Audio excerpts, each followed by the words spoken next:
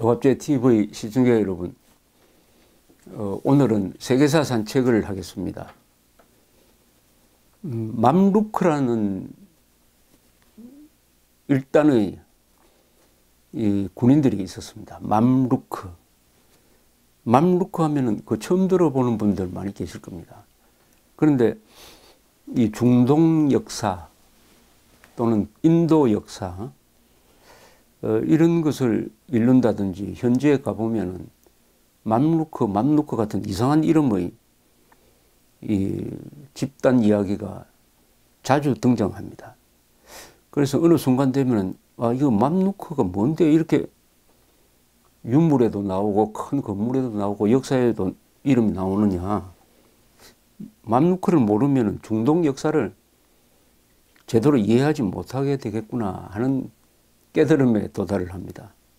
저도 그리해서 이 맘루크에 대해서 알아보기 시작했습니다. 맘루크는 그 무슨 종족적으로는 투르크 계통입니다. 투르크. 한자로는 돌골 쪽이죠. 이건 또 몽골하고 상당히 가까운 인종적 친연성을 갖고 있습니다. 이 북방 초원지대에서 놀았던 사람들이죠. 이 맘루크. 우리 세계 역사에 보면은 전투를 잘하는 집단이 있습니다. 스파르타라든지 바이킹이라든지 몽골 기마군단이라든지 사무라이라든지 또는 요한 기사단이라든지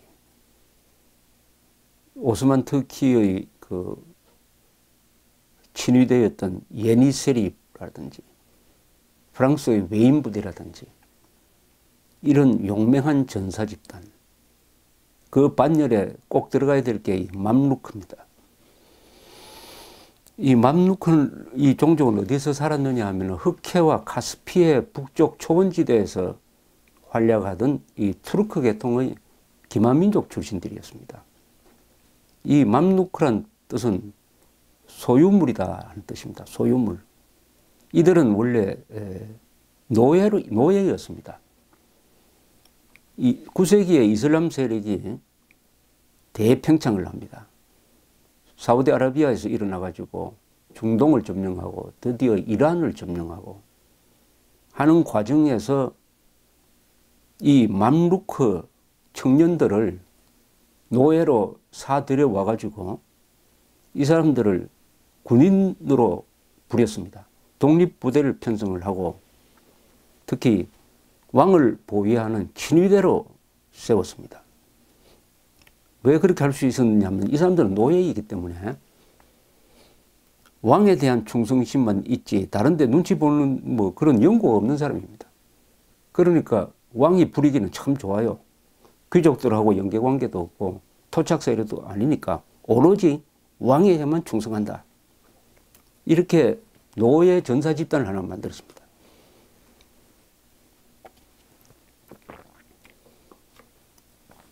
이 사람들이 나중에는 어떻게 되느냐 하면은 이집트에서 이 노예 전사 집단이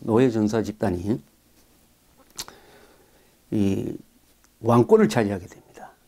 노예로서 이제 수백 년 동안 노예 부대를 만들어 가지고 서로 자기들끼리 뭉치고 하면서 왕을 보위하고 하다가 점점 세력이 커지고 그 맘루크 사람들도 공부도 하고 해가지고 머리를 깨치고 하니까 어느 정도 독자적 세력을 하나 만들게 되고 기회가 왔을 때 정권을 차지하게 되는 것입니다.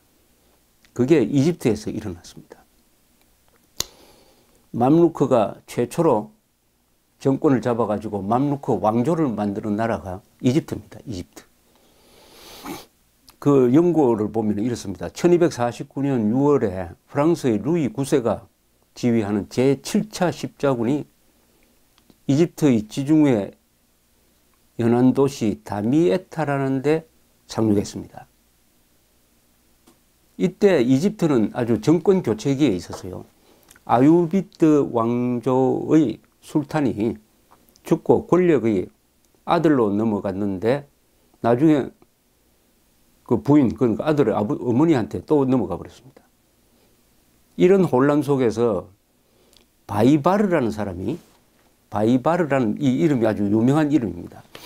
이 바이바르라는 장군이 지휘하는 맘루크 부대는 정권이 이렇게 흔들려도 그게 뭐 개의치 않고 반격을 개시해 가지고 이 프랑스의 루이 9세를 포로로 잡았습니다. 이 십자군은 그 주력 부대가 항상 프랑스였습니다.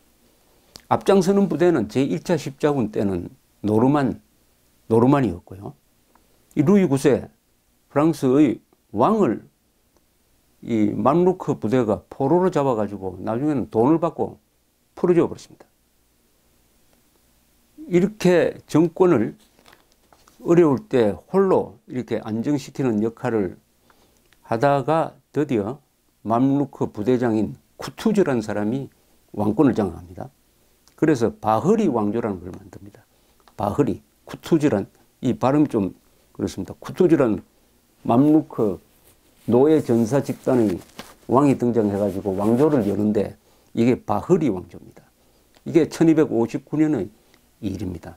노예 전사 집단이 최초로 이집트에서 그 오랜 역사를 가진 이집트에 왕조를 세우는 것입니다. 더구나 이 사람들은 인종적으로는 동양계인 투르크족입니다. 투르크족이 난데없이 이집트에 가가지고 왕권을 장악하는 것이죠.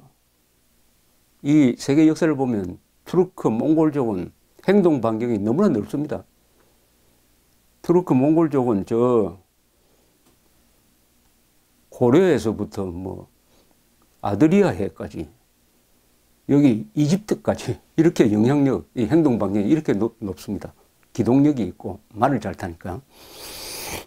1259년에 바흐리 왕조가 열렸는데 그 다음해입니다. 다음해 1260년 이 맘루크 왕조, 바흐리 왕조, 맘루크 왕조가 세계사의 흐름을 바꾸는 결전을 합니다. 징기스칸의 손자 중에 후레구라는 사람이 있었어요. 후레구. 이 사람이 그 2년 전에 1258년에 바그다드를 점령합니다. 그때 이슬람 세계의 중심은 바그다드였습니다. 아바시드 왕조의 수도였어요. 바그다드. 그리고 그 주변 지역이 페르시아죠, 옛날. 이슬람은 사막에서 일어났지만은 이란, 페르시아를 점령함으로써 페르시아가 가지고 있는 어마어마한 문화와 예술과 전복이 됩니다. 그렇게 함으로써 이슬람은 사막 종교에서 문화적이고 문학적이고 예술적이고 한 이런 요소를 포섭함으로써 세계 종교로 큽니다. 세계 종교. 종교는 반드시 예술과 문화의 뒷받침을 받아야 됩니다. 그래서 아바시드 왕조가 바그다드를 중심으로 해가지고 페르시아 문명을 받아들여서 찬란한 이슬람 문화를 꽃피우고 있었습니다. 그때는 이슬람이 기독교보다 여러 면에서 압도적이었습니다. 그런데 징기스칸의 손자가 그 바그다드를 점령하고 그 종교 지도자 칼리프라고 그러죠. 칼리파를 죽여버렸습니다. 어떤 식으로 죽이느냐. 멍석 같은 데 둘둘 말아가지고 밟아 죽였습니다. 이것이 가장 명예로운 죽음입니다. 피를 땅에 흘리지 않는다. 이렇게 함으로써 이슬람 세계에 일대 타격이 왔습니다. 말하자면 뭐 가톨릭으로 비교하면 어느 군대가 바티칸으로 들어가가지고 교황을 처단한 거하고 마찬가지예요. 그러니까 이 세계 이슬람이 큰 치명타는 아니지만 큰 타격을 입었습니다. 나중에 참 이게 역사가 또 한 번 더 도는데 이 이슬람 세계를 점령한 몽골 사람들이 나중에 이슬람 교도가 되어버립니다. 몽골 세력의 이슬람화가 이루어지는 거죠. 1258년에 바그다드를 점령하고 나서 이 후레구는 이제 본격적으로 서진 정책을 써가지고 이집트를 향해서 쳐들어갑니다. 이때 몽골군 사령관이 키트부가라는 사람이었습니다. 키트부가. 이 사람은 또 기독교인이었어요. 기독교인의 투르크족이었습니다. 이전엔 이슬람 문명 세계에서 몽골을 막으라는 맘루크 왕조가 있는 이집트밖에 없었습니다. 드디어 1260년 9월 지금의 이스라엘인 아인 잘루트, 예루살렘 북쪽이고 갈릴리 호수 근방에 있는 마을입니다. 이 아인 잘루트에서 후레구의 몽골 기마군단 약 2만 명과 여기에 맞서가지고 달려온 이집트 맘루크 기마군단 약 2만 명이 정면 충돌했습니다. 결전을 했습니다. 그런데 이 두 군대는 그 구성원들이 보면은 누구냐 하면은 똑같은 이 투르크족이었어요. 투르크족이었습니다. 이 몽골군도 주력은 병사들은 거의 투르크족입니다. 이 맘루크도 마찬가지예요. 투르크족이에요. 양쪽이 다 기마 전술에 뛰어난 사람들이었습니다. 그러니까 비슷한 군단끼리 정면 충돌을 했습니다. 그때 후레구는 더 많은 병력을 동원할 수 있었는데 이 황제가 죽었다 하는 소식이 와가지고 그 권력 승계 과정에 참여하기 위해서 귀국한 순간이었어요. 귀국해가지고 제대로 된 병력을 동원할 수 없어가지고 결국 한 2만 명 정도만 데리고 갔습니다. 그 비슷한 병력끼리 1대1로 붙었어요. 그런데 여기서 서로가 생리를 잘 아는 군대입니다. 말과 활, 기습과 기만, 역습 이런 전법에 다 달통한 이 두 부대가 붙었는데 여기서 맘루크 군대가 이겼어요. 그래서 쿠투즈 왕과 바이바르 장군이 지휘하는 이 맘루크 군대가 몽골 군대를 결전해서 이기고 몽골군의 지휘자 키트부가를 잡아서 처형했습니다. 이게 역사상 징기스칸 군대가 최초로 진 경우입니다. 처음 진 경우입니다. 징기스칸 군대가 세 군데에서 제동이 걸렸습니다. 여기 이스라엘 아인 잘루트에서 맘루크 군대에 의해서 제동이 걸리고 그 다음에 일본입니다. 일본 쳐들어가다가 두 군 다 실패했습니다. 일본에서 제동이 걸리고 그 다음에 월남을 쳐들어가다가 또 월남에서 제동이 걸립니다. 그래서 몽골 군대의 세계 정복을 막은 이 맘루크, 일본의 사무라이, 월남 사람들. 재밌는 게 요 막은 이 세 사람이 다 몽골 아니면 투르크 계통입니다. 인종적으로. 그러니까 몽골의 세계 재패를 몽고가 막았다. 이렇게 또 볼 수가 있습니다. 그러면은 요사이 맘루크 기마군단이 어떻게 이 몽고 군단한테 기마군단한테 이겼느냐 이렇게 분석을 하는 학자들이 있는데 이슬람 교리로 무장한 사람들이었다 하는 점에 이 방점을 찍는 경우가 많습니다. 양쪽이 다 기마 군단으로서의 이 훈련과 전술은 비슷한데 맘루크는 이슬람 교도였다. 그러면 종교적 신념을 가지고 싸웠다. 이게 더 우수했다는 거죠. 그래서 역사적으로 가장 강력한 군대는 종교적 신념으로 무장한 군대입니다. 종교적 신념으로 무장한 기마군단이 최강이죠. 이게 바로 맘루크였습니다. 그럼 몽골 군대는 종교가 없었느냐 하면 몽골 군단도 종교는 있습니다. 대부분 다 샤머니즘이었어요. 샤머니즘은 신념화되는 종교는 아니죠. 신념화. 그러나 이슬람은 유일신으로 딱 집중이 되고 내세에 대한 확신이 있습니다. 전쟁에서 죽으면은 천당에 가서 천사처럼 행복하게 산다. 여기서 지하드 정신, 성전 정신이 나오는데 말하자면 맘루크가 그런 군대였습니다. 이래서 이 맘루크는 이 중동에서는 아주 명성이 자자하게 되었습니다. 천하무적의 몽골군을 무찌르고 이슬람을 지켜냈다. 이 아인잘루트에서 개선한 이 바이바르 장군은 조금 있다가 쿠투즈 왕을 죽여버리고 스스로 왕이 됩니다. 이 몽골 맘루크 마찬가지인데요. 이 사람들 세상에서는 권력 승계의 전통이 없습니다. 죽으면 뭐 아들한테 권력이 넘어간다 그런 거 없어요. 이 사람들은 그것은 불공평하다 이렇게 생각했습니다. 약간 동물적 적자 생존의 권력 승계 원칙을 갖고 있었습니다. 아버지가 왕이라고 해가지고 아들이 왕이 된다. 그거 불공평하다. 그 왕이 죽어버리면은 실력자들이 다 토너먼트전을 해가지고 이기는 사람이 왕이 되는 게 그게 정당하다. 어떻게 보면은 이게 뭐 스포츠 정신 비슷하게 돼가지고요. 그래서 이 맘루크도 그렇고 몽골 이 세계에서는 왕이 죽어버린 다음에는 꼭 이게 내전이 일어납니다. 맘루크도 마찬가지입니다. 그러나 그것은 권력을 가진 사람들끼리의 게임이고, 이 맘루크가 다스리던 시절에 이 이집트, 특히 카이로는 중동의 중심지였습니다. 카이로는 뭐 옛날 피라미드 만들고 알렉산드리아, 클레오파트라가 있을 때 알렉산드리아가 세계 최고의 도시가 되고 뭐 이런 시절이 고대에 있었지만은 그 뒤에 조금 쇠락했다가 맘루크가 카이로를 수도로 하고, 그 다음에 바그다드에서 대가 끊어진 칼리프, 이슬람의 교황이죠.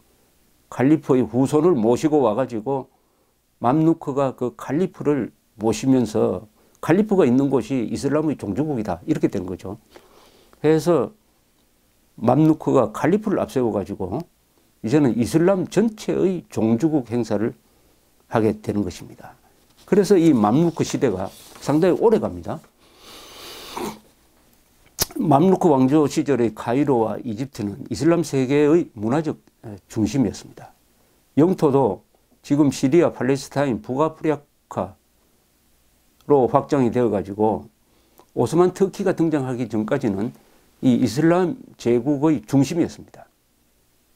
또 맘루크 시절에 이집트는 카이로를 흐르는 나일강하고 홍해를 연결하는 운하를 또 팠습니다. 이렇게 해서 지중해와 인도양 사이의 무역을 중개하는 이런 나라가 돼가지고 돈도 많이 벌었습니다. 그러면 이 맘루크 왕조는 언제까지 계속되느냐 하면은 1517년까지입니다. 딱 500년 전이네요. 1517년은 세계사적으로 큰 사건이 한번 해입니다. 그 마르틴 루터가 독일의 신학교 교수였던 마르틴 루터가 교황에 도전하는 대자보를 붙여가지고 종교개혁을 스타트 시킨 게 1517년인데요. 이 같은 해에 오스만 터키가 이집트와 싸웁니다. 그래서 이집트를 이겨요. 맘루크를 이깁니다. 근데 이 오스만 터키 군대도 투르크족이거든요. 투르크족, 돌굴족인데 맘루크 군대도 조상이 투르크족입니다. 같은 또 투르크족끼리 싸웠는데 이번에는 또 왜 터키가 이겼느냐. 여기에도 이유가 있습니다. 맘루크 군대는 그때까지만 해도 전통적인 기마 전술에 의존하고 있었지만은 터키는 기마 부대에다가 소총 부대를 섞었습니다. 소총이 그때 이제 통용되기 시작했습니다. 우리나라에 일본에 그 포르투갈 상인들이 소총을 전해주던 그 무렵이었습니다. 그래서 터키는 소총 부대를 따로 만들었어요. 기마 부대와 소총 부대를 같이 운영하니까 기마 부대만 운영하는 이 맘루크를 이길 수가 있었습니다. 이렇게 해서 오스만 터키가 이집트를 점령함으로써 이슬람 세계의 명실공히 종주국이 되었습니다. 그리하여 이슬람 황제는 술탄이라 부르기도 하고 칼리프를 겸하기도 했습니다. 즉 교황까지 겸하게 되었습니다. 세속 권력과 종교 권력을 같이 겸하는 사람이 되었습니다. 오스만 터키 황제가. 그러나 이 맘루크 세력은 계속 영향력을 계속 가져갔습니다. 오스만 터키는 이집트를 통치할 때 이미 수백 년 동안 거기에 토착 세력으로 남아있던 이 맘루크 영주들을 이용을 했습니다. 말살하지 않고 지배층으로 계속되었습니다. 언제까지 계속되느냐? 19세기까지입니다. 19세기까지 이 맘루크가 이집트를 사실상 통치하게 됩니다. 19세기까지. 왜 그러냐 하면은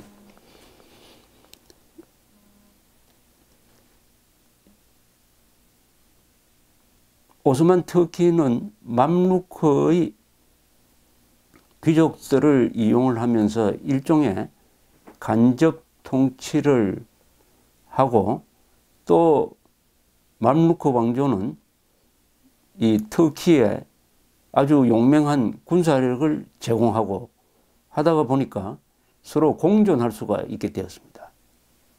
그러다가 19세기에 오면은 어떤 변화가 생기느냐. 나폴레옹이 등장합니다.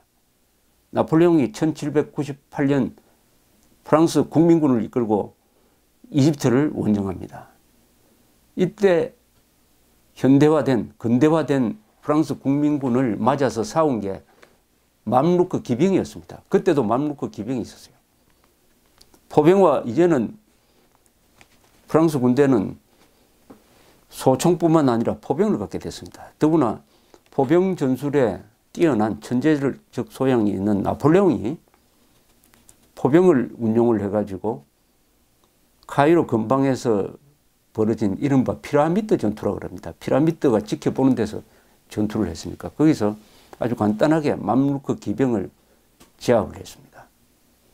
그런데 나폴레옹은 이 맘루크 기병의 그 충성심을 아주 높게 평가를 했습니다.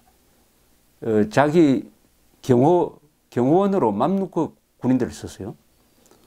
또 맘루크 기병부대를 운영을 해가지고, 예컨대 1805년 아우스텔리츠 전투에서, 그리고 1815년의 워털로 전투에도 이 맘루크 기병이 참가했습니다. 이 체코에 브루노라는 데가 있는데, 브루노 근교에 가면은 아우스텔리츠라는 곳이 있습니다. 1805년에 여기서 오스트리아, 프랑스, 러시아 황제, 세 나라 황제가 직접 군대를 이끌고 와가지고 여기서 결전을 벌입니다. 아우스텔리츠 전투인데, 여기서 나폴레옹이 오스트리아, 러시아 연합군을 무찌릅니다. 나폴레옹의 수많은 전투 중에서 이 전투를 가장 높게 평가합니다. 전략 전술 운용이 최고였다. 그래서 세 황제가 싸웠는데 두 황제가 지고 이길로 해서 합스부르크 왕조에 의한 신성 로마 제국 통치가 끝납니다. 이걸로 해가지고 그 한 800년 동안 유럽에서 지속되던 신성 로마 제국이 없어져 버립니다. 1805년. 바로 이 전투에 맘루크 부대가 참가했으니까 참 끈질깁니다. 이 사람들이. 우선 잘 싸우니까. 잘 싸우는 사람들은 어느 나라든지 소용이 있어가지고 잘 대우를 해주는 거죠. 맘루크 세력의 역사적 역할이 끝난 건 언제냐 하면은 1811년 3월 1일입니다. 이날 무슨 일이 있었느냐. 나폴레옹이 이집트를 점령을 했다가 영국군이 또 나폴레옹을 쫓아내버립니다. 그래서 이집트는 다시 오스만 터키로 돌아갑니다. 이 오스만 터키는 알바니아 출신인 모하메드 알리라는 사람을 이집트 총독으로 보냅니다. 이 사람이 와서 통치를 하려고 보니까 방해 세력이 이 봉건 영주로 남아있는 맘루크인 거예요. 이것들을 어떻게 정리할까 하다가 꾀를 냅니다. 한 700명이 넘는 이 맘루크 지도자들, 이 영주들이죠. 영주들을 연회에 초청합니다. 그때는 시타델이라는 데가 있습니다. 지금 이집트의 카이로에 가면은 가장 눈에 잘 들어오는, 피라미드 다음으로 눈에 잘 들어오는 모스크가 시타델이라고 불리는 이 이슬람 사원이었습니다. 사실은 그때는 궁전이었는데 그쪽으로 초대해가지고 연회를 베푼다고 초대를 해놓고 그 사람들이 통과하는 길목에 딱 군인들을 배치했다가 그 길목에 들어왔을 때 일제 사격을 해가지고 다 죽여버렸습니다. 이렇게 함으로써 맘루크 시대가 이게 약 600년 만에 끝납니다. 600년 만에. 그때 한 명만 살아서 달아났다고 하는데 그날 밤 이 알리는 각 지방으로 부하들을 보내가지고 맘루크 영주들을 다 죽여버렸습니다. 이렇게 함으로써 맘루크 역사는 이집트에서는 이렇게 끝납니다. 그런데 다른 지방에서도 이 맘루크가 지배족이 돼가지고 통치를 한 나라가 있습니다. 예, 근데 인도입니다.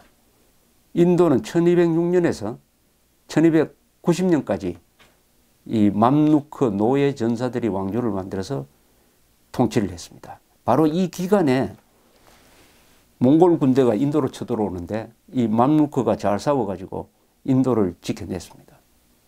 이라크는 어떠냐? 1747년부터 1831년까지 약 80년 동안 맘루크 전사 집단의 이 통치를 받았습니다. 이때 이 맘루크는 그루지아 출신이었습니다. 그루지아 지금 러시아 지금 독립했습니다만은 그루지아가 여기에 몽골족들이 타타르 뭐 공화국인가 뭘 만들어 가지고 근거지로 삼고 있었는데 여기 출신의 맘루크 전사 집단이 이라크를 통치한 시절이 있습니다. 이 맘루크의 군사 문화는 세계 여러 나라의 군사 제도에 영향을 끼쳤다고 합니다. 그 한 예가 미국 해병대 장교들이 행사 때 이 차는 칼이 있습니다. 칼. 그걸 예도라 그러죠. 예식용으로 쓰는 칼. 요게 맘루크 칼입니다. 약간 휘어진 이 맘루크 칼입니다. 오늘 제가 말씀드린 이 맘루크 왕조의 역사를 설명드렸는데 주로 군사 중심으로 설명을 드렸는데 사실은 이 징기스칸 부대가 유라시아 대륙에서 아드리아해에서 고려까지 이르는 이런 큰 지역을 점령을 하고 그 다음에 원나라, 킵착 왕국, 일칸 왕국 뭐 이런 걸 만들어 가지고 유라시아 대륙의 이 한복판을 지배하고 있을 때 이슬람 세력을 대표해서는 맘루크 왕조가 있어 가지고 이 맘루크 왕조와 징기스칸의 몽골 제국이 당시에 13세기 전후해 가지고는 세계 2대 제국이었습니다. 그런데 이 두 2대 제국 사이에 무역이 왕성했어요. 무역이. 그렇게 함으로써 팍스 몽골리카의 질서가 유라시아 대륙에 등장합니다. 나라는 각각 달라도 서로 교류를 하고 인종차별을 하지 않고 재주 있는 사람이면은 선다. 이런 실용적인 생각을 가지고 있었던 이 맘루크와 몽골 사람들이 일종의 무역 자유화 정책을 써가지고 이때부터 유럽과 아시아가 하나의 경제권으로 되고 그 다음에 해로를 따라서 이 지중해와 인도양이 이어지고 지중해와 인도양을 이어지도록 만든 게 이 맘루크입니다. 지중해, 인도양, 그 다음에 중국까지 이르는 이런 해상 항로의 무역이 이루어지고 육로에서도 이루어지고 하는 바람에 맘루크 몽골이 만든 팍스 몽골리카가 한 200~300년 동안 지속이 되면서 사람들이 여행을 하기 시작하고 여행을 하다 보니까 다른 나라의 사정에 대해서 관심을 기울이게 되고 그러다 보니까 지도가 생깁니다. 지도가. 아시아와 아프리카까지 집어넣는 이 지도가, 세계 지도가 이때부터 제대로 생깁니다. 드디어 15세기부터 포르투갈을 선두로 해가지고 포르투갈, 제노바 사람들, 그 다음에 스페인이 대항해 시대를 엽니다. 대항해 시대를 열어요. 그 목표는 주로 인도입니다. 인도로 가자. 인도에 가면은 물산이 풍부하고 장사를 할 수 있다. 포르투갈은 인도로 가는 길을 아프리카를 돌아가는 아프리카의 연안으로 쭉 내려가서 희망봉을 돌아서 인도에 이르는 항로를 개척하죠. 바스코 다 가마. 그 다음에 콜럼버스는 스페인, 이 사람은 제노바 사람인데 포르투갈에서 항해술을 배우고 이사벨라 스페인 여왕의 후원을 받아가지고 대서양을 그냥 가로질러 가지고 서인도 제도에 도착해가지고 이 사람은 죽을 때까지 그곳이 인도라고 믿게 됩니다. 이렇게 박스 몽골리카 시절에 사람들의 지식이 범세계적으로 넓어지고 그것을 기초로 해가지고 대항해 시대가 열렸습니다. 대여행 시대에는 마르코 폴로나 뭐 다른 유명한 여행가들이 13세기에 이 유럽과 동양을 왔다 갔다 하면서 쓴 기행문이 그때 나옵니다. 그것을 보고 어떤 상상력이 있는, 모험심이 있는 사람들이 이제는 인도로 가서 장사하자 하는 마음으로 콜럼부스 같은 사람이 등장하고 마젤란 같은 사람이 등장하고 바스코다마 같은 사람이 등장하게 되는데 이걸 대항해 시대라고 그래요. 그 전에 대여행 시대가 있었습니다. 마르코 폴로가 대표적인 인물인데 대여행 시대에 축적했던 지식이 대항해 시대 때 해상 활동을 통해서 식민지 개척으로 이어지고 드디어 신대륙이 발견됐다는 말은 이거 인디언들한테 미안한 이야기입니다. 사실은 발견된 게 아니죠. 유럽 사람들이 알게 된 거죠. 어쨌든 이렇게 함으로써 명실공히 이 지구가 지구촌이 되어버리는 이런 상황은 16세기에 17세기에 현실적으로 되게 됩니다. 해양 세력의 순서를 보면은 포르투갈이 먼저 나가고 그 다음에 스페인 다음에는 스페인으로부터 독립한 네덜란드 다음에 영국, 프랑스는 워낙 자기 나라 땅이 풍요하니까 대항해 시대에 별로 나중에 좀 참석하고 독일은 산업화가 좀 늦고 해가지고 19세기에 뭐 막차를 타려고 하다가 잘 안 된 경우입니다만 이런 해양 세력의 족보가 만들어지는 거죠. 포르투갈, 스페인, 네덜란드, 영국. 말하자면 제국주의 시대 이런 게 되는데 이게 다 전단계가 있는 것입니다. 전단계.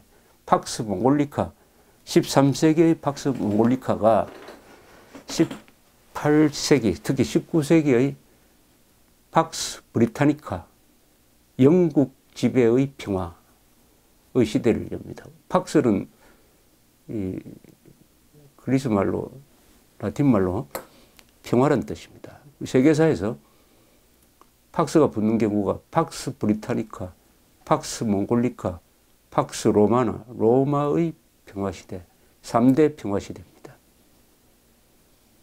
이렇게 말씀드림으로써 저희 맘루크를 중심으로 한 세계사 산책을 끝내기로 하겠습니다. 감사합니다.